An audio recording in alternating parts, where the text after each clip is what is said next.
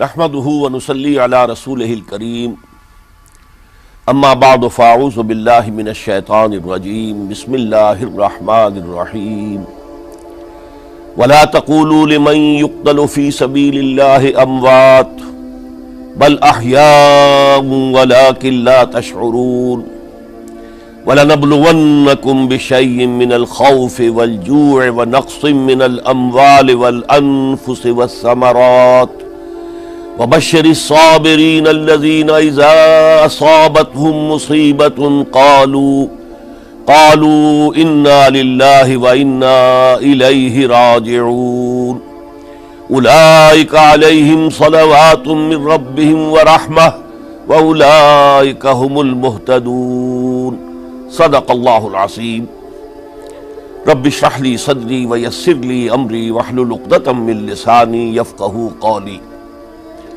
اللہم ربنا الہمنا رشدنا واعذنا من شرور انفسنا، اللہم ارنا الحق حقا وارزقنا اتباعہ وارنا الباطل باطلا وارزقنا اجتنابہ، آمین یا رب العالمین۔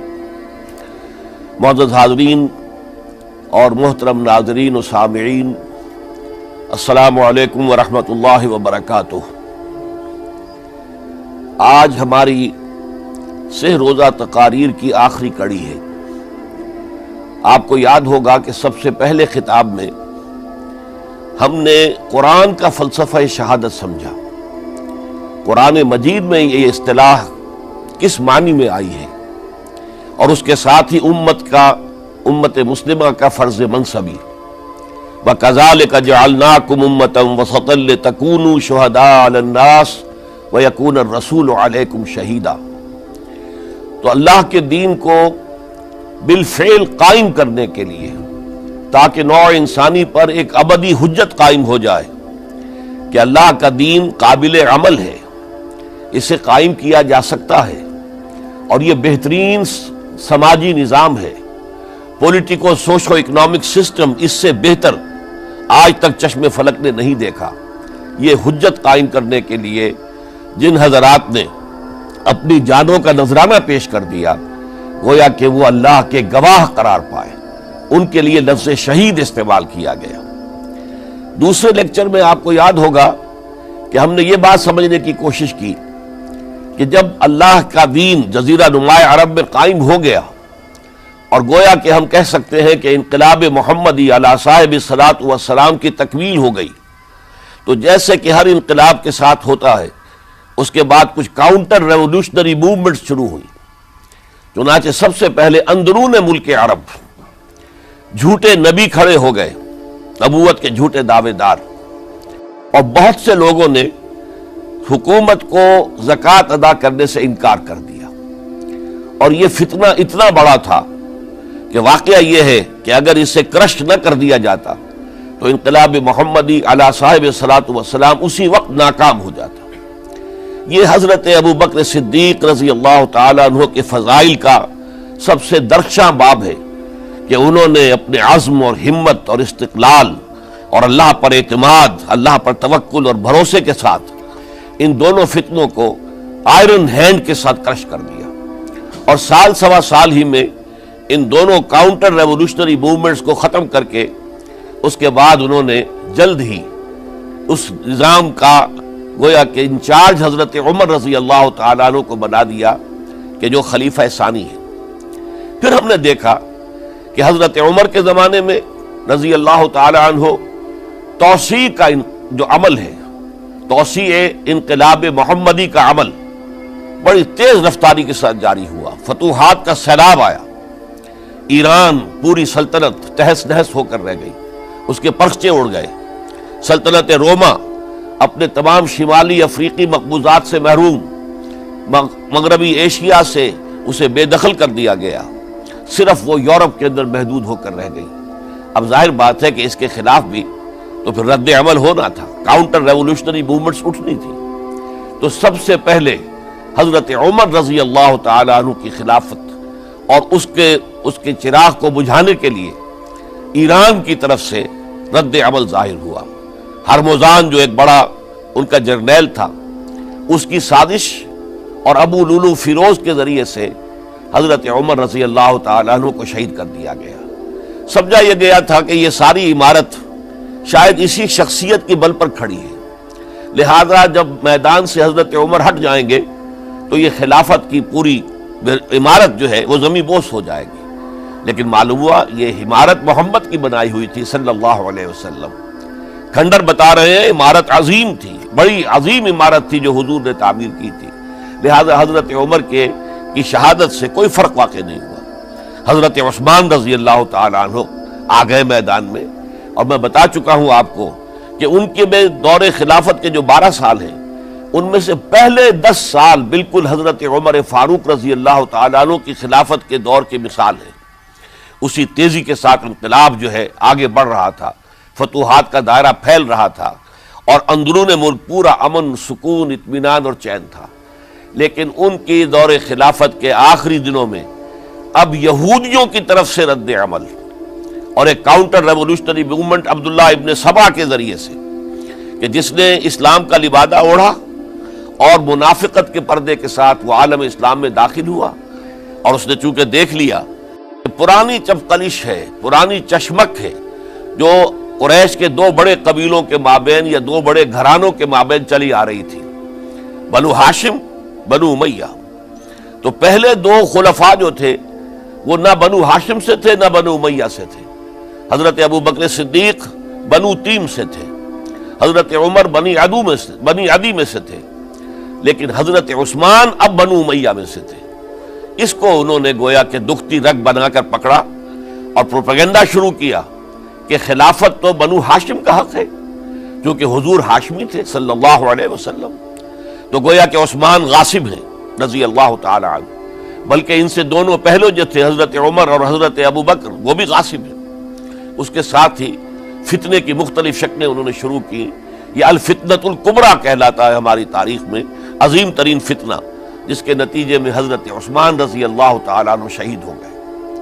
اور ان کی شہادت کے بعد اگرچہ خلافت حضرت علی رضی اللہ تعالیٰ عنہ کے ہاتھ میں آئی، لیکن یہ کہ باہمی خانہ جنگی کا وہ سلسلہ شروع ہوا جو حضرت علی کے دور خلافت جو 5 سالوں پر مشتمل ہے، اس کے دوران مسلسل خانہ جنگی رہی۔ ایک طرف شیعان علی تھے، دوسری طرف شیعان عثمان آ گئے، جو حضرت عثمان رضی اللہ تعالیٰ عنہ کے قتل کے قصاص کے مطالبے کو لے کر سامنے آئے۔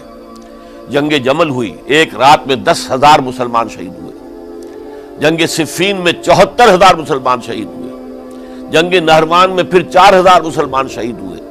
یہ شہادتیں جو چل رہی تھی، یہ کس لیے چل رہی تھی کہ جو بھی عمارت خلافت کی قائم ہوئی تھی اب اسے قائم رکھا جائے، اغیار کی طرف سے جو سازشیں ہو رہی ہیں، جو حملے ہو رہے ہیں، اسے ختم کرنے کے لیے ان کا مقابلہ کیا جائے۔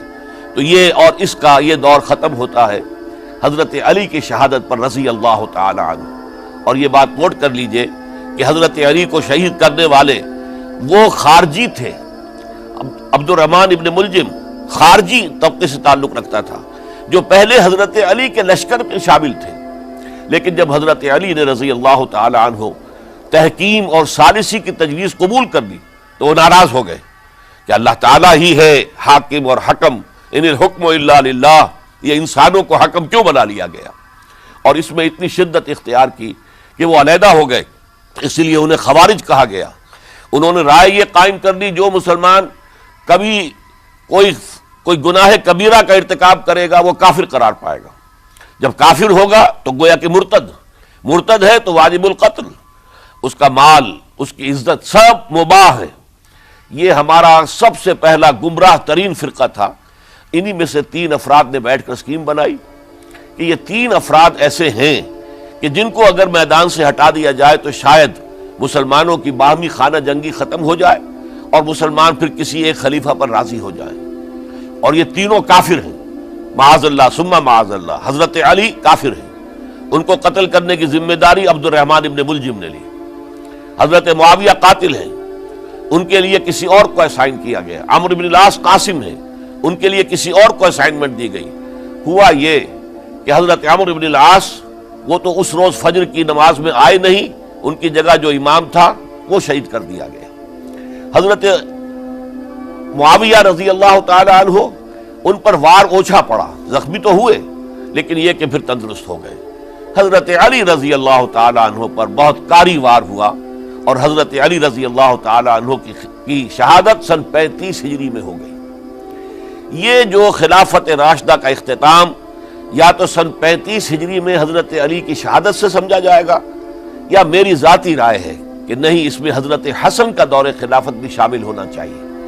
حضرت حسن کو کسی نے نامزد نہیں کیا تھا، نہ انہوں نے اپنی امیدواری کے ساتھ اپنے طاقت کے بل پر خلافت حاصل کی تھی، بلکہ حضرت علی سے جب یہ کہا گیا تھا کہ کیا ہم آپ کے بیٹے حسن کے ہاتھ پر بیعت کر لیں، تو انہوں نے فرمایا تھا کہ میں نہ تمہیں روکتا ہوں نہ حکم دیتا ہوں، یہ تمہارا معاملہ ہے، تم جسے مناسب سمجھو اس کے ہاتھ پر بیعت کر لو۔ حضرت حسن رضی اللہ تعالیٰ عنہ نے جن کے ہاتھ پر جو بیعت ہوئی، اب معاملہ یہ ہو گیا کہ امیر معاویہ رضی اللہ تعالی عنہ وہ ایک لشکر لے کر شام سے چلے۔ حضرت حسن 50,000 آدمیوں کے ساتھ ادھر سے نکلے، لیکن یہ ہے کہ انہیں محسوس ہو گیا تھا کہ میرے ساتھیوں میں ایسا فسادی عنصر بھی موجود ہے جو عبداللہ ابن سبا کے ساتھیوں میں سے، کہ وہ کسی اچھے کام کو پسند نہیں کرتا، لہذا انہوں نے پھر صلح کی پیشکش کی۔ حضرت معاویہ کو پیغام بھیجا کہ میں مصالحت چاہتا ہوں، بتائیے شرائط کیا ہیں۔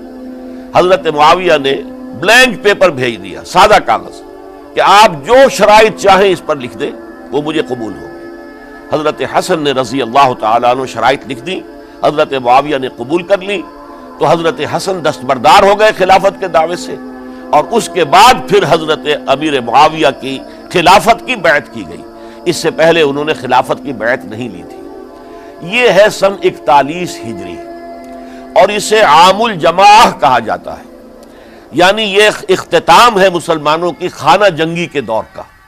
پھر جمعیت ایک ہو گئی، پھر عالم اسلام متحد ہو گیا۔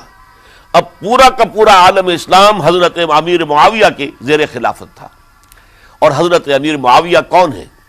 وہ خود ایک صحابی رسول ہے، جلیل القدر صحابی رسول ہیں، اور آپ کو میں نے کل بھی بتایا تھا کہ حضرت معاویہ رضی اللہ تعالی عنہ کی ایک ہمشیرہ ام حبیبہ رضی اللہ تعالی عنہ حضور کے ازواج مطہرات میں سے ہیں، تو حضور کے گویا کے برادر نسبتی ہوئے۔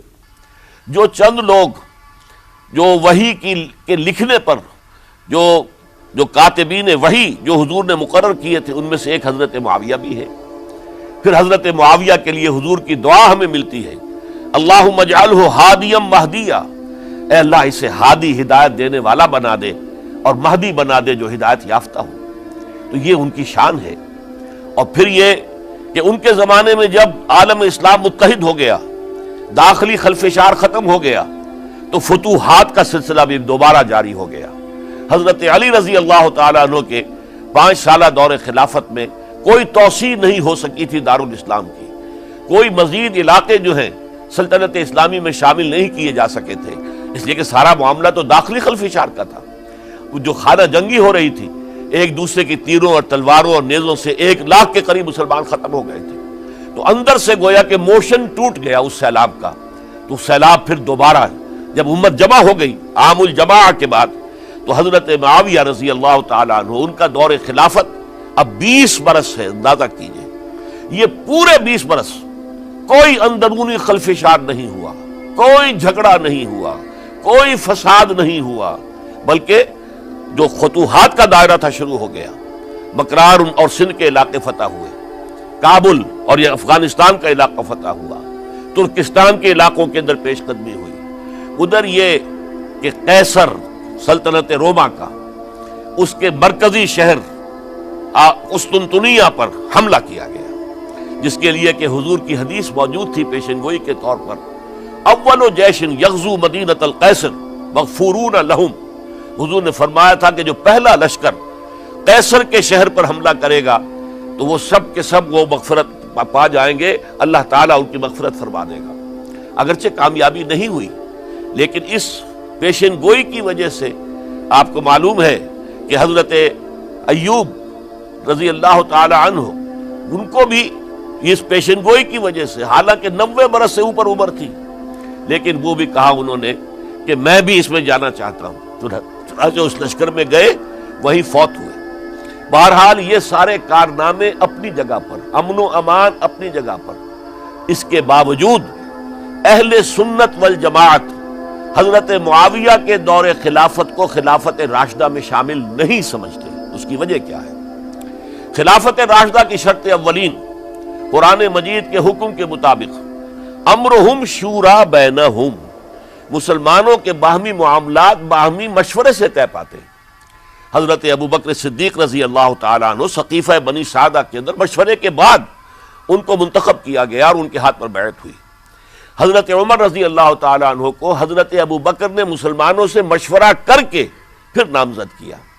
حضرت عثمان کے لیے حضرت عمر رضی اللہ تعالیٰ عنہ نے اپنے جانشین کے لیے 6 افراد پر مشتمل کمیٹی بنا دی، جو بڑے سے بڑے جو اصحاب جو جن کے بارے میں کہا گیا ہے کہ جن کو دنیا ہی میں بشارت دے دی گئی تھی، جو عشرہ مبشرہ میں سے جو باقی تھے، ان کے اوپر مشتمل کمیٹی بنا دی کہ آپ لوگ طے کر لیں اور اپنے سے کسی ایک پر جمع ہو جائیں۔ اس اعتبار سے حضرت علی کے ہاتھ پر بھی جو بیعت ہوئی ہے تو وہ اہل مدینہ کے دباؤ پر ہوئی ہے، ان کے مطالبے پر ہوئی ہے۔ حضرت علی خود جو ہے وہ خلافت کے مدعی نہیں تھے بلکہ انکار کرتے رہے، چونکہ فتنے کا دور تھا۔ حضرت عثمان شہید ہوئے تھے، مسلمانوں کے دل زخمی تھے۔ اس حالت میں وہ سمجھتے تھے کہ اگر میں یہ خلافت جو ہے اپنے ہاتھ میں لے لوں گا تو ہو سکتا ہے کہ اس کا حق ادا نہ کر سکوں، لیکن یہ کہ جب انہوں نے دیکھا کوئی اور بھی تیار نہیں، طلحہ بھی تیار نہیں، زبیر بھی تیار نہیں، تو آخر مسلمانوں کو بغیر امارت کے چھوڑا تو نہیں جا سکتا، تو حضرت علی نے وہ قبول کر لی۔ حضرت حسن کے بارے میں بتا چکا ہوں کہ ان کے بارے میں لوگوں نے کہا تو حضرت علی نے فرمایا میں نہ حکم دیتا ہوں نہ روکتا ہوں۔ لیکن حضرت امیر معاویہ رضی اللہ تعالیٰ عنہ صحابی بھی ہے، حضور کے قرابت دار بھی ہے، کاتبین وحی میں سے بھی ہے، پھر ان کا دور حکومت امن، سکون، اطمینان ہر طرح سے جو ہے 20 برس تک کوئی داخلی خلفشات نہیں ہوا، کوئی فساد نہیں ہوا، کوئی باہمی جنگ و جدل نہیں ہوا، بلکہ فتوحات کا دائرہ آگے بڑھا۔ اس کے باوجود چونکہ انہوں نے طاقت سے خلافت حاصل کی، لہذا ان کے دور خلافت کو ہم خلافت راشدہ میں تسلیم نہیں کرتے، حالانکہ وہ خود راشد ہیں، اس لیے کہ تمام صحابہ کرام کے بارے میں سورہ حجرات میں فرمایا وَلَٰكِنَّ اللَّهَ حَبَّبَ إِلَيْكُمُ الْإِيمَانَ وَزَيَّنَهُ فِي قُلُوبِكُمْ وَكَرَّهَ إِلَيْكُمُ الْكُفْرَ وَالْفُسُوقَ وَالْعِصْيَانَ أُولَٰئِكَ هُمُ الرَّاشِدُونَ۔ تمام صحابہ کرام کی شان یہ ہے کہ اللہ تعالیٰ نے ان کے دلوں میں ایمان کو کھبو دیا ہے، ایمان ان کے دلوں میں رچ گیا ہے، بس گیا ہے، جم گیا ہے، اور کفر سے، فسق سے انہیں تبھی نفرت ہو گئی ہے، اور یہ سب کے سب راشدون ہیں۔ تو تمام صحابہ راشدون ہیں۔ اس اعتبار سے خود حضرت امیر معاویہ بھی راشدون میں شامل ہے، لیکن خلفائے راشدین میں شامل نہیں ہے۔ خلفائے راشدین عام طور پر تو ہم کہتے ہیں حضرت ابوبکر، حضرت عمر، حضرت عثمان، حضرت علی۔ میں نے اپنی ذاتی رائے، حقیر سی رائے عرض کی ہے، اس میں حضرت حسن کا دور بھی شامل ہونا چاہیے 6 مہینے کا، تب وہ 30 برس پورے ہوتے ہیں، جو حدیث میں آیا ہے کہ خلافت جو ہے وہ 30 برس رہے گی، اس کے بعد ملوکیت شروع ہو جائے گی۔ تو ملوکیت کا پہلا قدم یہ تھا کہ حضرت معاویہ نے طاقت سے بزور خلافت حاصل کی، اس لیے ان کو خلیفہ راشد ہم نہیں کہتے۔ البتہ یہ ضرور ہے کہ ان کا دور بہت پرسکون دور تھا۔ البتہ جب 10 برس گزر گئے حضرت معاویہ کے دور حکومت کو، اب میں یہاں لفظ خلافت کی بجائے دور حکومت استعمال کر رہا ہوں کیونکہ خلافت راشدہ سے ذرا اس کا فرق واضح ہو جائے، تو اس وقت ایک اور صحابی، جلیل القدر صحابی مغیرہ ابن شعبہ رضی اللہ تعالی عنہ، وہ حضرت معاویہ کے پاس آئے اور انہوں نے یہ کہا کہ دیکھیے اگر آپ نے اپنے بعد اپنا جانشین نامزد نہ کیا تو ہو سکتا ہے پھر فسادات پیدا ہو جائے، پھر مختلف لوگ خلافت کا دعویٰ لے کر کھڑے ہو جائیں، پھر خانہ جنگی ہو جائے۔ 5 برس کی خانہ جنگی میں 1 لاکھ سے زیادہ مسلمان شہید ہو چکے ہیں، قتل ہو چکے ہیں، ہلاک ہو چکے ہیں۔ اب دوبارہ وہی دور نہ آ جائے، لہذا آپ اپنا جانشین نامزد کر دیجئے۔ امیر معاویہ ریلیکٹنٹ تھے، لیکن انہوں نے دلائل دیے، دلائل مضبوط تھے۔ انہوں نے کہا کہ اب کبار صحابہ دنیا سے رخصت ہو چکے، وہ جماعت کہ جن کی تربیت اور تزکیہ، جن کی تعلیم حضور نے خود کی تھی اور ان کو اندر سے پاک کر دیا تھا، ان کی نیتیں بالکل پاک ہو چکی تھی، کوئی نفسانیت ان میں نہیں رہی تھی، وہ جماعت تو اکثر و بیشتر اب ختم ہو چکی، فوت پا چکے، وفات ہو چکی، لہذا اب جو ہے اکثر و بیشتر نو مسلم ہیں۔ جو بعد کے فتوحات کے ذریعے سے اسلام لائے ہیں، لہذا ان کے اندر نہ وہ پختگی ہے، نہ ان کے اندر وہ تقوی ہے، نہ تدین ہے، نہ اصول پرستی ہے۔ اسلام کی پوری تعلیمات جو ہیں وہ ان کے وجود کے اندر، ان کے شعور کے اندر گہری اتری ہوئی نہیں ہے، لہذا اب صورتحال وہ نہیں رہ سکے گی جو حضرت ابو بکر یا حضرت عمر یا حضرت عثمان یا حضرت علی کے زمانے میں تھی، لہذا آپ نامزد کیجئے۔ یہ بھی بتا دوں کہ مغیرہ ابن شعبہ کون تھے رضی اللہ تعالیٰ عنہ۔ نمبر ایک یہ ہے کہ یہ اصحاب شجرہ میں شامل ہیں، جن 1400 یا 1800 افراد نے حضور سے بیعت کی تھی صلح حدیبیہ سے متصل قبل، اس درخت کے نیچے بیٹھ کر، جس کے بارے میں سورہ فتح میں فرمایا گیا کہ لقد رضی اللہ عن المؤمنین اذ یبایعونک تحت الشجرہ، اللہ ان تمام اہل ایمان سے راضی ہو گیا جو ہے نبی صلی اللہ علیہ وسلم آپ کے دست مبارک پر بیعت کر رہے تھے اس درخت کے نیچے، ان میں سے موجود، ان میں یہ مغیرہ ابن شعبہ ہے۔ پھر مغیرہ ابن شعبہ وہ ہے کہ حضرت علی اور امیر معاویہ ان کے درمیان جو خانہ جنگی ہوئی اس میں ہمیشہ حضرت علی کے ساتھ رہے، حضرت علی کے ہی وہ سپورٹر تھے، ان کے ساتھ تھے۔ اس پہلو سے اچھی طرح سمجھ لیجئے کہ یہ نہیں ہے کہ وہ در حقیقت کو پہلے سے وہ امیر معاویہ کے ساتھی تھے، نہیں، لیکن اب جو صورتحال وہ دیکھ رہے تھے، جہاں دیدہ انسان تھے، بہت بڑے سیاستدان تھے، جانتے تھے حالات کو، حالات کے نبض پر ان کا ہاتھ تھا، لہذا انہوں نے یہ مشورہ دیا اور پھر امیر معاویہ نے اس مشورے کو قبول کر لیا اور یزید کی ولی عہدی کا اعلان کر دیا۔ یہ بالکل مڈل ہے حضرت امیر معاویہ کے دور خلافت کا درمیان، یہ 10 سال جب ہو گئے تھے حضرت امیر معاویہ کی خلافت کو یا حکومت کو، تب یہ معاملہ پیش آیا اور یزید کے ہاتھ پر یہ بیعت ولی عہدی تمام جو بھی مختلف گورنرز تھے ان کے ذریعے سے کہہ دیا گیا اپنے اپنے علاقے کے لوگوں سے بیعت لے لو۔ یہ بیعت عام طور پر لوگوں نے کر لی، البتہ 5 شخصیتیں جو بہت نمایاں تھیں انہوں نے اس بیعت سے انکار کیا۔ ان میں کون تھے ذرا نوٹ کیجئے۔ حضرت ابو بکر فوت ہو چکے، ان کے بیٹے عبد الرحمن ابن ابی بکر۔ حضرت عمر فوت ہو چکے، ان کے بیٹے عبداللہ ابن عمر۔ حضرت زبیر فوت ہو چکے، ان کے بیٹے عبداللہ ابن زبیر۔ حضرت عباس فوت ہو چکے، ان کے بیٹے عبداللہ ابن عباس۔ حضرت علی شہید ہو چکے، ان کے بیٹے حسین ابن علی رضی اللہ تعالی عنہم اجمعین۔ یہ 5 جو امت کے بہت بڑے 5 افراد کے گویا کے وہ چشم و چراغ تھے ان گھرانوں کے، انہوں نے انکار کیا، اور ان میں خاص طور پر عبد الرحمن ابن ابی بکر نے یہ جملہ کہا کہ تم چاہتے ہو کہ قیصر و کسریٰ کی سنت پر عمل کرو کہ باپ کے بعد بیٹا حاکم بن جائے، یعنی ایک قدم تو خلافت کا نظام پہلے ہی نیچے اتر چکا۔ مشاورت سے تو حضرت امیر معاویہ کا بھی جو نسب ہوا ہے وہ مشاورت سے نہیں ہوا۔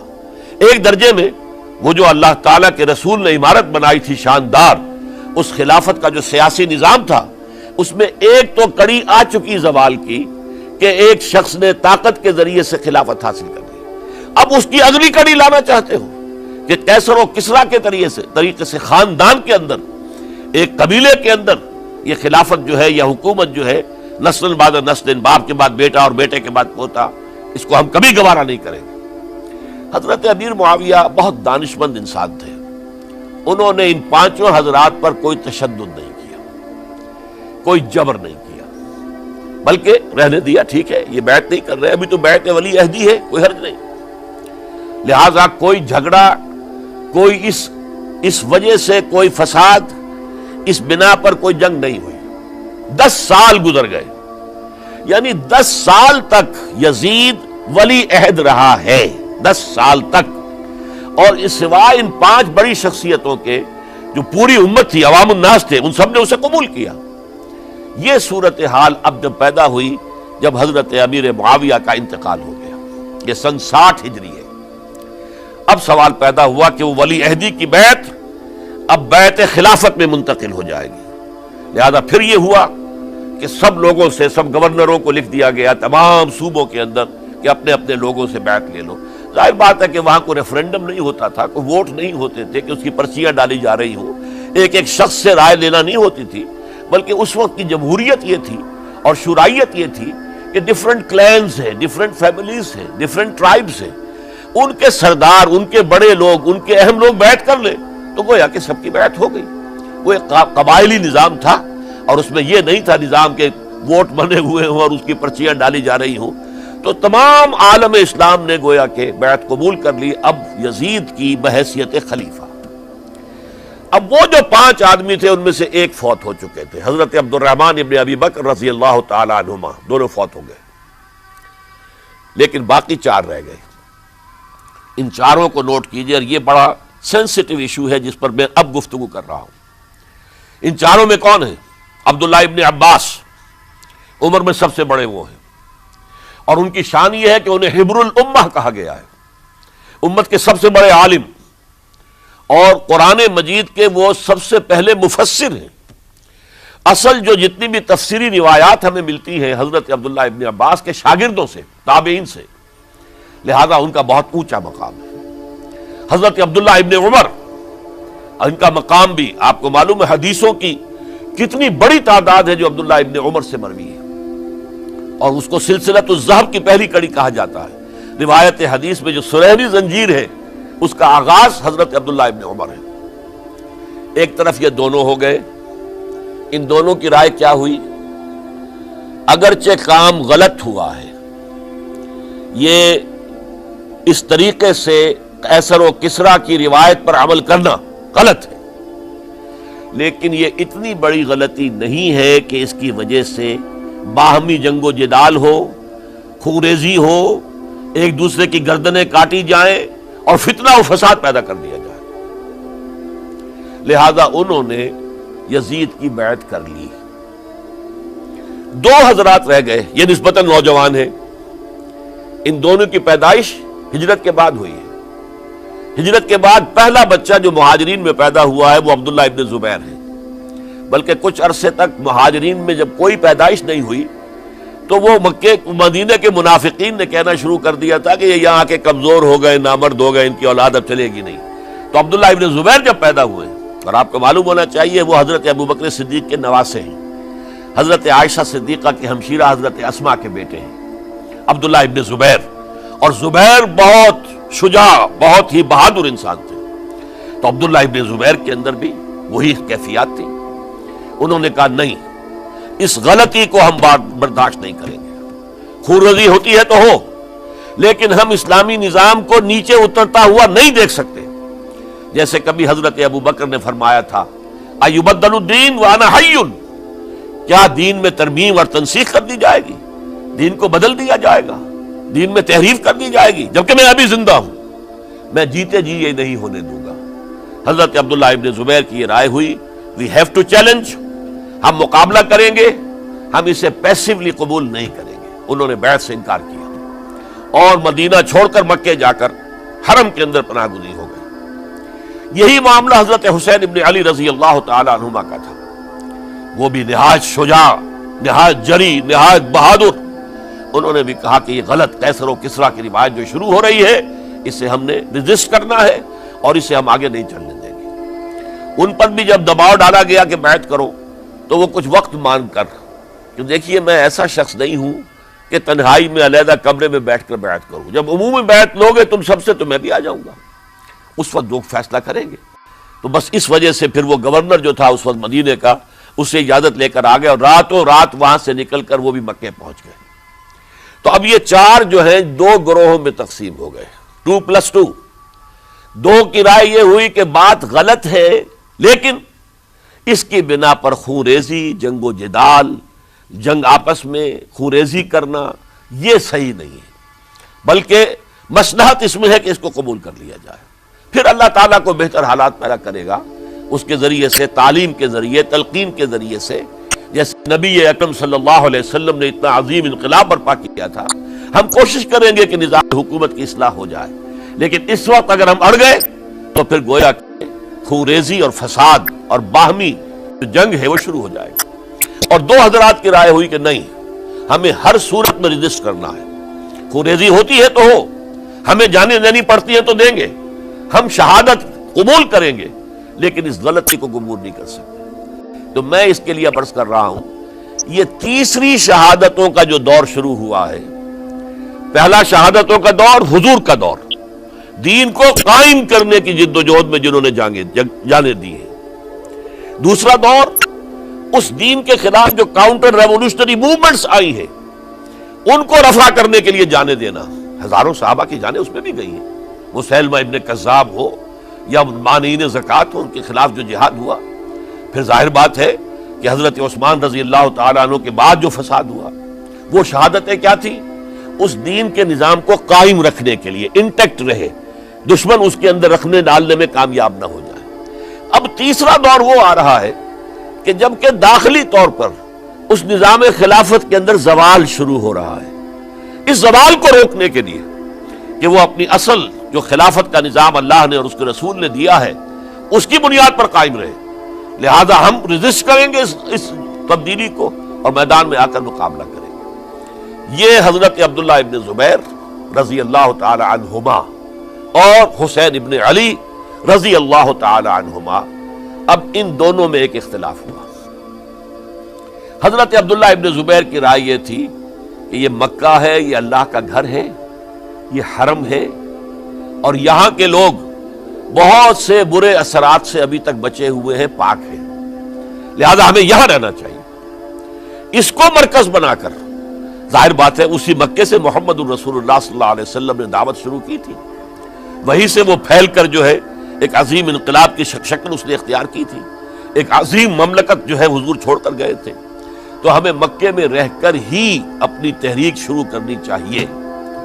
لیکن ادھر حضرت علی کے پاس پیغام آ رہے تھے کوفے سے. کوفہ چونکہ حضرت حسین کے پاس پیغام آ رہے تھے کوفے سے، چونکہ کوفے کو حضرت علی نے دارالخلافہ بنا لیا تھا اور وہاں سمجھا جاتا تھا کہ حضرت علی کے ہمدرد اور حضرت شیعان علی جنہیں ہم کہیں ان کے ساتھی ہم خیال یہ لوگ ہیں کثرت کے ساتھ. اور وہاں سے اب خطوط کا تانکا شروع ہو گیا، آپ یہاں آئیے، ہم بےتاب ہیں، آپ کا استقبال کریں گے، آپ کے ہاتھ پر بیعت کریں گے، تاکہ یہ جو قیصر و کسریٰ کی سنت شروع ہو رہی ہے اس کو روکا جا سکے. وہ تانتا بنا ہوا ہے خطوط کا. تو حضرت حسین رضی اللہ تعالیٰ عنہ نے فیصلہ کر لیا کہ میں کوفے جاؤں گا. حضرت زبیر روکتے رہ گئے کہ نہیں، کوفیوں پر اعتماد نہ کیجیے، یہ زبانی کلامی ساتھ دیتے ہیں، جب ڈنڈا چلتا ہے تو پھر یہ ہٹ جاتے ہیں میدان سے، ان پر اعتماد نہ کریں آپ. لہذا یہی مکے میں رہیے اور ہم دونوں مل کر ایک بڑی طاقت بن جائیں گے. اور یہ مکہ جو ہے ہمارے لیے حصار ہے، یہ ہمارے لیے پناہ گاہ ہے، یہاں سے اس دعوت کا آغاز کیا جائے. اب یہ افسوس ہے، اسے اللہ کی مشیت سمجھا جائے، اللہ کی مرضی ہے. جو کچھ ہوتا ہے وہ تو بے اذن رب ہوتا ہے. اللہ اپنی مصلحتوں سے ہم سے زیادہ واقف ہے، ہم تو نہیں سمجھ سکتے. حضرت حسین نے فیصلہ کیا اور ڈٹ گئے اس فیصلے پر کہ میں کوفے جاؤں گا. اب یہ بھی بات قرآن مجید میں آیا ہے، حضور سے خطاب کر کے فرمایا گیا فَإِذَا عَزَمْتَ فَتَوَكَّلْ عَلَى اللَّهِ. جب ایک مرتبہ آپ ایک ارادہ کر لیں تو پھر اللہ پر توکل کیجئے. پھر یہ نہیں کہ کبھی آگے کبھی پیچھے جاؤں یا نہ جاؤں، یہ نہیں، یہ تردد یہ نہیں، بلکہ یہ کہ ایک فیصلہ کر کے ڈٹ جائیے، اس لیے کہ جو بھی نتیجہ ہے وہ تو اللہ کے ہاتھ میں ہے. لہذا اللہ پر توکل کیجئے. فَإِذَا عَزَمْتَ فَتَوَكَّلْ عَلَى اللَّهِ. لہذا سب نے سمجھایا حضرت حسین کو کہ آپ کوفے نہ جائیں. سمجھانے والوں میں حضرت عمر بھی تھے رضی اللہ، حضرت عبداللہ ابن عمر بھی تھے رضی اللہ تعالی عنہ. اگرچہ کوئی قرابت داری جو ہے قریبی نہیں تھی، لیکن بہرحال امت کی ایک شخصیت، عظیم شخصیت تھے.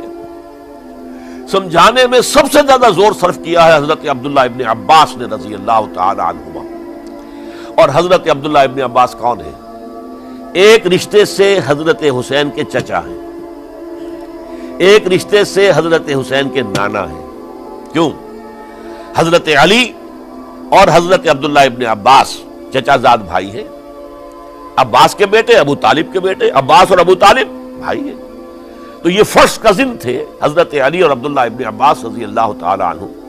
لہذا انہوں نے جب کہا تو گویا کہ ایک چچا، ایک بزرگ سمجھا رہا ہے. اور دوسرے رشتے سے حضور نانا تھے حضرت حسین کے، اور حضور بھی کزن تھے حضرت عبداللہ ابن عباس کے، چچا زاد بھائی ہیں. اس حوالے سے سمجھ لیجئے کہ حضور کے کزن نانا کے درجے میں آ گئے. تو یہ دو رشتے تھے حضرت عبداللہ ابن عباس کے، اور انہوں نے بڑی الہا زاری کے ساتھ، بڑی اپنے مقام سے نیچے اتر کر خوشامد کی ہے. حسین خدا کے لیے باز آ جا، حسین خدا کے لیے باز آ جا، حسین اگر جانا ہی ہے تو اپنے بال بچوں کو لے کر نہ جا. جس طریقے سے تمہارے باپ حضرت علی رضی اللہ تعالیٰ عنہ کو کوفہ کے اندر ذبح کر دیا گیا، کہیں ایسا نہ ہو کہ تمہیں بھی تمہارے بال بچوں کے سامنے ذبح کر دیا جائے، باز آ جاؤ۔ لیکن حضرت حسین اب اللہ کی طرف سے ان کے دل میں ایک ارادہ پختہ ہو چکا تھا، اور انہوں نے حضرت مسلم بن عقیل کو بھیجا تھا کہ جاؤ میری طرف سے کوفے والوں سے بیعت لے اور پھر مجھے اطلاع دو۔ وہ گئے، وہاں 12,000 افراد نے بیعت کر لی۔ اب ان کا خط آ گیا کہ یہاں تو فضا بالکل ہموار ہے، اتنے لوگوں نے بیعت کی ہے، باقی بھی جیسے ہی آپ سامنے آ جائیں گے سب بیعت کر لیں گے، لہذا یہاں پر وہ ریزسٹنس کے لیے گویا کہ ہمارے پاس طاقت اس کوفے کے اندر بہت مضبوط طاقت ہوگی کہ ہم یزید کی حکومت کے خلاف ریزسٹ کر سکیں۔ اس کے بعد ہوا کیا؟ یزید نے عبید اللہ ابن زیاد کو گورنر بنا کر بھیج دیا۔ یہ شخص تھا بہت ڈنڈا چلانے والا، اس نے سختیاں شروع کی تو بہت سے لوگ اس بیعت سے تائب ہو گئے، لیکن مسلم بن عقیل وہ میدان میں آئے اور ان کے ساتھ ہزاروں آدمی آ گئے جنہوں نے بیعت کی تھی، ابھی تک بیعت پر قائم تھے، اور انہوں نے گورنر کے گھر کا گھیراؤ کر لیا۔ گورنر کے ساتھ 30-40 آدمی تھے کل، وہ چھتوں پر چڑھ گئے، وہاں سے پتھراؤ کیا، اور وہاں سے جو 30-40 آدمی کوفے کے تھے ان سے کہا تم اپنے اپنے لوگوں کو کہو کہ چلے جائیں واپس یہاں سے۔ انہوں نے اوپر سے کہنا شروع کیا، ڈرایا، بہت خوفناک نتیجہ نکلے گا، اب عبید اللہ ابن زیاد تم سب کو ہلاک کر دے گا۔ ایک ایک کر کے بھیڑ چھٹتی چلی گئی اور صرف چند افراد رہ گئے، اور اس کے نتیجے میں حضرت مسلم بن عقیل شہید کر دیے گئے، بلکہ ایک شخص حامی نے انہیں پناہ دی تھی کوفے میں، ان کو بھی قتل کر دیا گیا، شہید کر دیا گیا۔ اس پر یہ ہے کہ انہوں نے ایک شخص کے ذریعے سے پیغام دیا قتل کیے جانے سے پہلے کہ دیکھو میرا تو وقت آ گیا ہے، میں تو اب قتل ہو جاؤں گا، شہید کر دیا جاؤں گا، تو میرا پیغام حسین تک پہنچا دو رضی اللہ تعالی عنہ کہ یہاں یہ بغاوت ہو گئی۔ لوگوں نے، کوفیوں نے، الکوفی لا یوفی، کوفی جو ہے وہ پورا نہیں کرتا اپنے عہد کو اور وفا کو، اس کا ایک ثبوت ہمیں مل گیا ہے، یہ سب کے سب منحرف ہو گئے بیعت سے، آپ جہاں تک آ گئے وہاں سے واپس چلے جائیے۔ جب حضرت حسین کے پاس یہ پیغام پہنچا اور انہوں نے ارادہ کیا کہ ٹھیک ہے یہ تو حالات بدل گئے، لہذا واپس چلنا چاہیے، شاید عبداللہ ابن زبیر کی رائے ہی صحیح ہے، ہمیں مکے ہی میں بیٹھ کر کام کرنا چاہیے، لیکن اب جو ہے عرب کا ایک خاص مزاج ہے۔ حضرت مسلم بن عقیل کے بیٹے آڑے آ گئے، اب ہم اپنے باپ کے خون کا قصاص لیے بغیر نہیں جائیں گے، اور حضرت حسین رضی اللہ تعالیٰ عنہ بامروت انسان، شریف النفس انسان، کیسے ممکن تھا غیرت مند غیور انسان وہ کیسے ان کی بات کو رد کر دیتا؟ لہذا اچھا چلو چلتے ہیں کوفے کی طرف۔ آگے بڑھتے چلے گئے، کربلا میں پہنچ گئے، جو کچھ وہاں ہوا ہے پھر آپ کو معلوم ہے۔ اس میں یہ بات ہے پہلے 1000 کا لشکر بھیجا تھا عبید اللہ ابن زیاد نے، اس پر حضرت حسین رضی اللہ تعالیٰ عنہ نے جو باتیں کہیں وہ کچھ اثر انداز ہو گئے۔ ان کا افسر جو تھا حر بن یزید تمیمی، وہ بعد میں حضرت حسین کا حامی ہو گیا، اور حضرت حسین کے ساتھ ہی اس کو بھی شہادت نصیب ہوئی۔ پھر دوسرے کو بھیجا عمرو بن سعد۔ عمرو بن سعد بھی ایک بڑی عظیم شخصیت کا بیٹا تھا، حضرت سعد ابن ابی وقاص جو فاتح ایران تھے، اور جن کو غزوہ احد کے موقع پر حضور نے فرمایا تھا کہ اے سعد تیر چلاؤ، میرے ماں باپ تم پر قربان ہوں۔ جبکہ احد میں گھیراؤ کر لیا تھا حضور کا، اور کفار قتل کرنے کے لیے ہجوم کر رہے تھے، اور کچھ حضرات تیر چلا چلا کے انہیں پھینک رہے تھے، دور جو ہے ہٹا رہے تھے، ان میں سے حضرت سعد ابن ابی وقاص بھی تھے۔ پھر وہ فاتح ایران تھے، اسی لیے گورنر بن گئے تھے ایران کے۔ سعد جو ہے ان کا بیٹے، یہ عمرو جو ہے یہ اب ایک بڑے صوبے کا گورنر بھی تھا، اس وقت 4000 آدمی دے کر بھیجا، وہ بھی نرمی کرتا رہا، اس نے کوئی تشدد نہیں کیا، اس کے اندر بہرحال اپنے عظیم باپ کے خون کا کچھ اثر تھا۔ لیکن یہ کہ پھر ابن زیاد کو اطلاع مل گئی کہ عمرو ابن سعد جو ہے وہ تو لے تو لال کر رہا ہے، حملہ نہیں کر رہا، قتل نہیں کر رہا، بلکہ یہ کہ وہ تو اس راستہ بھی دینے کے لیے تیار ہے کہ نہ مدینے کی طرف جائیے اور نہ آپ مکے کی طرف جائیے، نہ کوفے کی طرف جائیے، بلکہ آپ چاہے تو دمشق چلے جائیں، یزید سے اپنا معاملہ کر لیں۔ اس پر ابن زیاد نے پھر وہاں سے خط لکھا ہے، میں نے تمہیں اس کام کے لیے بھیجا تھا، میں نے تمہیں حکم دیا تھا حسین سے میری بیعت لو، یعنی میری بیعت کے ذریعے یزید کی بیعت لو اور اسے پکڑ کر لا کر میرے سامنے پیش کرو۔ لہذا پھر اس نے ایک بہت خوںخوار شخص کو زیادہ فوج دے کر بھیجا ہے، اور وہ جو ہے اس نے آ کر جو ہے شمر نے پھر اس نے فیصلہ کن معاملہ کیا۔ حضرت حسین رضی اللہ تعالیٰ عنہ نے ان دنوں میں جو وہاں گزرے ہیں، جتنے بھی کوفی آئے ہوئے تھے نا، اکثر و بیشتر تو کوفے کے لوگ تھے، ان سے کہا کہ میں خود نہیں آیا، تم نے مجھے بلایا تھا، اے فلاں ابن فلاں کیا تم نے مجھے خط نہیں لکھا تھا کہ آؤ؟ اے فلاں ابن فلاں کیا تم نے مجھے پیغام نہیں بھیجا تھا کہ یہاں تشریف لائیے؟ اور دیکھو میرے پاس تمہارے خطوط موجود ہیں۔ وہ ایک تھیلا جس میں کہ خطوط ہے وہ بھی لا کے میدان میں رکھ دیا۔ یہ حضرت حسین رضی اللہ تعالیٰ عنہ کی شرافت اور اپنی صاف دلی، کوئی اس کے اندر عیاری نہیں تھی ان کے اندر، معاذ اللہ ثم معاذ اللہ، لیکن یہ کہ اس کا نتیجہ اچھا نہیں نکلا۔ نتیجہ کیا نکلا؟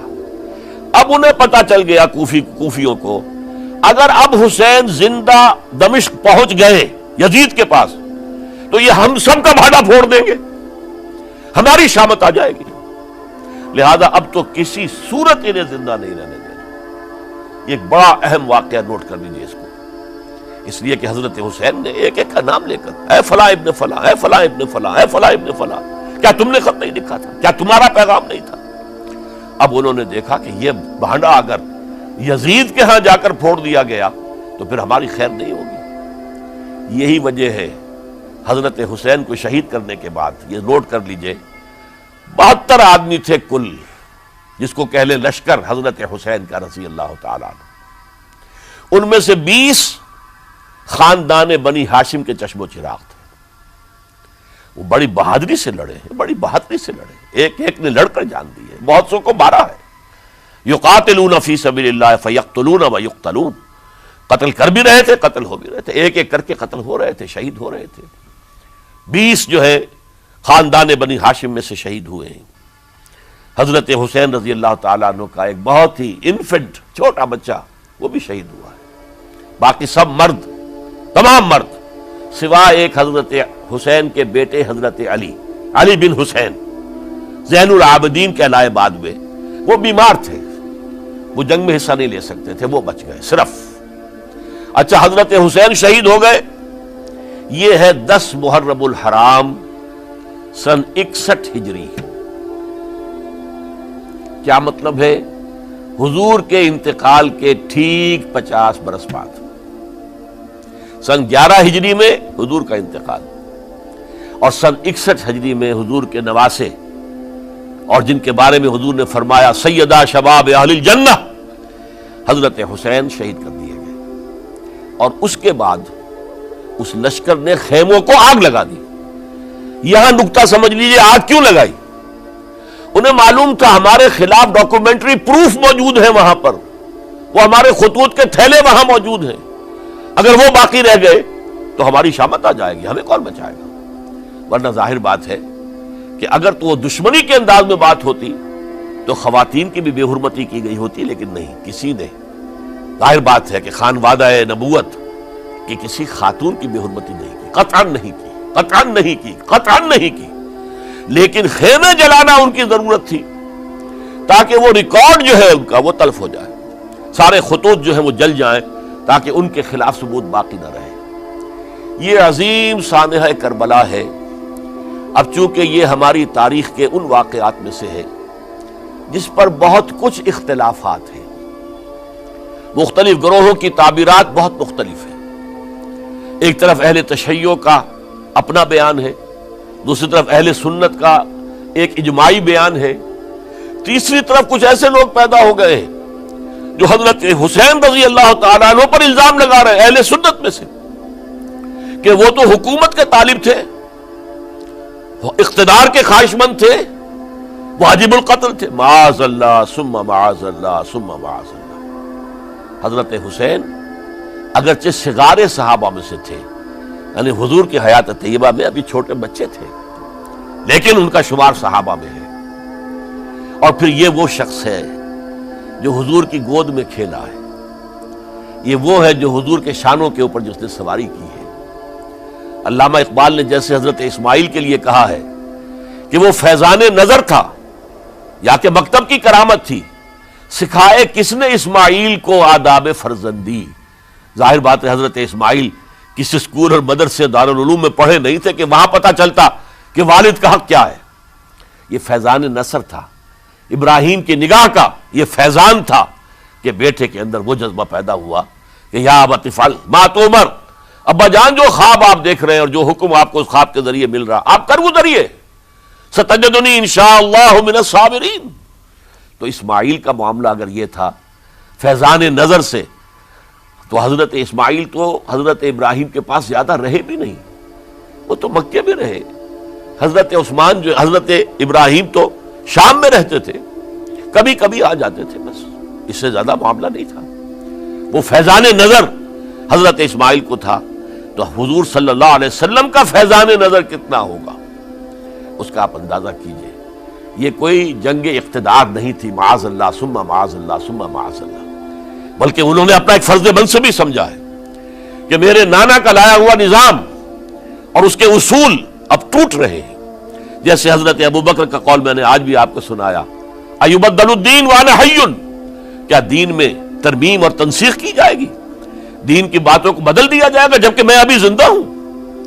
اسی طریقے سے گویا کہ زبان حال سے حضرت حسین اور عبداللہ ابن زبیر رضی اللہ تعالی عنہم ان دونوں نے یہ فیصلہ کیا کہ ہم روکیں گے اس کو۔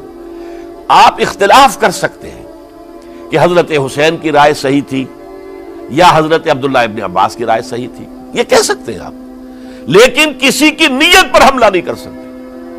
اسی طریقے سے بعض لوگ جو ہے حضرت عبداللہ ابن عباس، عبداللہ ابن عمر، ان کی نیتوں پر حملہ کرتے ہیں۔ ان کو تو یزید نے دولت سے خرید لیا تھا، معاذ اللہ ثم معاذ اللہ ثم معاذ اللہ۔ یہ دونوں جلیل القدر صحابہ ہیں، یہ تو صغار صحابہ میں سے نہیں ہے، یہ جوان تھے پورے حضور کے زمانے میں، جنگوں میں حصہ لیا ہے۔ حضرت عبداللہ ابن عمر نے، عبداللہ ابن عباس نے رضی اللہ تعالیٰ عنہما، انہیں کوئی رقم نہیں خرید سکتی تھی، کوئی دولت نہیں خرید سکتی تھی۔ جو رائے انہوں نے قائم کی دیانتاً قائم کی۔ اور ہمارے ہاں اصول یہ ہے کہ جب کوئی نئی صورتحال پیدا ہو جائے اور اجتہاد کی ضرورت پیش آ جائے اور پوری کوشش کر کے مجتہد اجتہاد کر رہا ہے، تو اگر اسے غلطی بھی ہو جائے، مجتہد مختی خطا کار، اس کو بھی اکیرا ثواب ملتا ہے، اور مجتہد مصیب وہ مجتہد کے جس کی رائے صحیح، جس کا فیصلہ صحیح، اسے دوہرا ثواب ملتا ہے۔ تو ان کے مابین ایک اختلاف رائے کا ہوا، اجتہاد کا ہوا۔ آیا یہ غلطی اتنی بڑی ہے کہ امت میں تفرقہ پیدا کیا جائے، امن و امان کو برباد کیا جائے، خوریزی کا بازار گرم کیا جائے، یا نہیں؟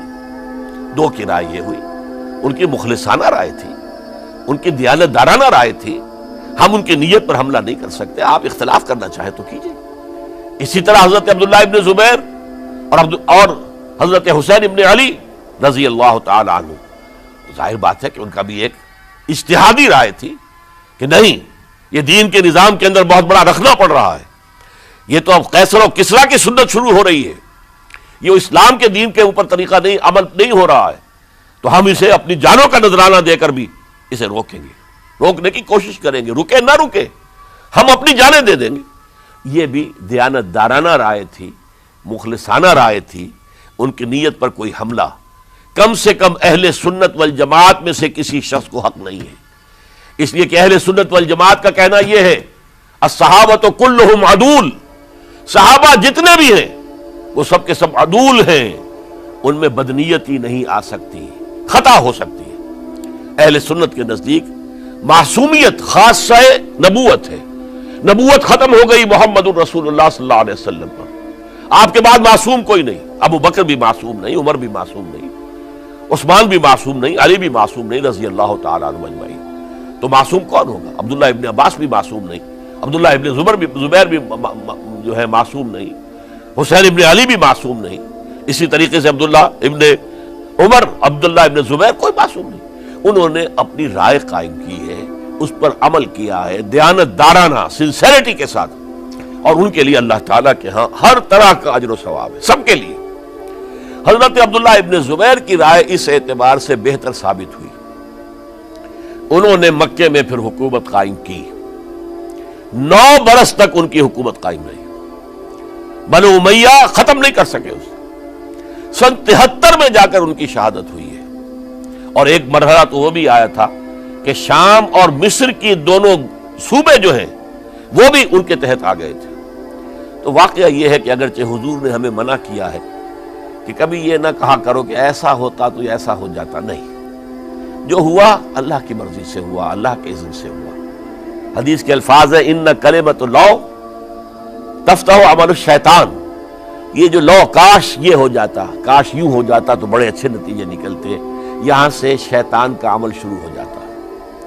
ورنہ واقعہ یہ ہے کہ دل سے یہ بات نکلتی ہے، اگر حضرت حسین اور عبداللہ ابن زبیر یکجا ہو جاتے اور مکے کو اپنا مرکز بنا کر جو عظیم مقصد انہوں نے اپنے سامنے رکھا تھا کہ یہ جو روایت غلط آ رہی ہے اسلام کے دینی سیاسی نظام کے اندر، اس کو ہم روکیں گے، تو اللہ تعالیٰ انہیں کامیابی عطا فرما دیتا۔ لیکن یہ پھر ہم کہیں گے ما شاء اللہ کان وما لم یشاء لم یکن، جو اللہ نے چاہا وہ ہوا، اور جو اللہ نے نہیں چاہا وہ نہیں ہوا۔ حضرت حسین کو وہ عظیم شہادت اللہ نے دینی تھی، وہ اونچا مقام عطا کرنا تھا، اور پھر ان کی عظیمت، ان کا صبر، ان کا ثبات، ان کا استقلال، معلوم ہوا کہ اللہ تعالیٰ نے انسانوں کے اندر کتنی کچھ طاقت رکھی ہوئی ہے اور کتنی کچھ صلاحیتیں اللہ نے ودیعت کی ہیں۔ وہ جس طرح ڈٹے رہے، کھڑے رہے، واقعہ یہ ہے کہ وہ بھی نوع انسانی کے لیے ہمیشہ کے لیے ایک سبق ہے، اور وہ سبق یہ ہے کہ آپ حق، جو بھی آپ حق سمجھیں اس حق کے اوپر ڈٹ کر کھڑے ہو جائیں، اور اس میں پرواہ نہ کیجئے کہ آپ کی نفری کم ہے یا آپ کے ساتھ تعداد زیادہ، کوئی خیال نہ کیجئے، اس کے فکر نہ کیجئے کہ حالات ادھر ہیں یا ادھر ہیں، حالات سازگار آپ کے دشمن کے ساتھ ہیں یا آپ کے ساتھ ہیں، کوئی فکر نہ کیجئے۔ حق حق ہے، اس کا ساتھ دینا لازم ہے، اس کے لیے جان دے دینا یہ سب سے بڑی کامیابی ہے۔ وَلَا تَقُولُوا لِمَن يُقْتَلُ فِي سَبِيلِ اللَّهِ أَمْوَاتٌ، ہرگز نہ کہنا ان کو جو اللہ کی راہ میں قتل ہو جائیں کہ وہ مردہ ہیں، بل احیاء، وہ تو زندہ ہیں، ولیکن لا تشعرون، یہ تمہیں شعور نہیں ہے۔ وَلَنَبْلُوَنَّكُمْ، اب یہ تمام مسلمانوں سے خطاب ہو رہا ہے، ہم تمہیں لازماً آزمائیں گے، بِشَيْءٍ مِّنَ الْخَوْفِ، خوف سے، وَالْجُوعِ، اور بھوک اور فقر و فاقے سے۔ حضرت حسین اور ان کے ساتھیوں کو پیاس کے ذریعے سے آزمایا گیا، حالانکہ دریا دور نہیں ہے لیکن پانی بند کر دیا گیا، کیسی کیسی شدت اور کیسے کیسے سخت حالات کا سامنا کیا، لیکن جھکے نہیں، گردن نہیں جھکی، ڈٹے رہے اپنے موقف کے اوپر۔ وَلَنَبْلُوَنَّكُمْ بِشَيْءٍ مِّنَ الْخَوْفِ وَالْجُوعِ وَنَقْصٍ مِّنَ الْأَمْوَالِ وَالْأَنفُسِ وَالثَّمَرَاتِ، اور ہم تمہیں جانی اور مالی نقصانات کے ذریعے سے آزمائیں گے۔ وَبَشِّرِ الصَّابِرِينَ، اور اے نبی بشارت دے دیجئے صبر کرنے والوں کو۔ الَّذِينَ إِذَا أَصَابَتْهُمْ مُصِيبَةٌ، وہ کہ جن کو اگر کوئی مصیبت آئے، ان پر نازل ہو جائے، قالوا، تو وہ کہیں گے اِنَّا لِلَّهِ وَإِنَّا إِلَيْهِ راجعون، ہم اللہ ہی کے ہیں، اللہ ہی کی طرف ہمیں لوٹ جانا ہے۔ أُولَئِكَ عَلَيْهِمْ صَلَوَاتٌ مِّن رَّبِّهِمْ وَرَحْمَةٌ، یہ ہیں وہ جن پر ان کے رب کی طرف سے صلوات ہے، درود ہے اور رحمت ہے۔ وَأُولَئِكَ هُمُ الْمُهْتَدُونَ، اور یہی ہدایت یافتہ ہے۔ اللہم ربنا اجعلنا منہم، اللہم ربنا اجعلنا منہم، میرے اور آپ کے لیے سبق یہ ہے، صرف حضرت حسین کا کوئی دن منا لینا یہ نہیں، ٹھیک ہے یاد تازہ کیجئے، بہت اچھی بات ہے، لیکن اس کا نتیجہ یہ نکلنا چاہیے کہ اگر حضرت حسین نے اپنی ہی نہیں، اپنے خاندان کی، اپنے اعزاء و اقربا کی، اپنے ساتھیوں کی جانوں کی قربانی پیش کر دی حق کے لیے، تو ہمیں بھی فیصلہ اور سبق یہ لینا چاہیے کہ ہمیں حق کا ساتھ دینا ہے، ہرچہ بعد چاہے اس کے نتائج کچھ بھی نکلے۔ اقول قولی ھذا واستغفر اللہ لی ولکم ولسائر المسلمین والمسلمات۔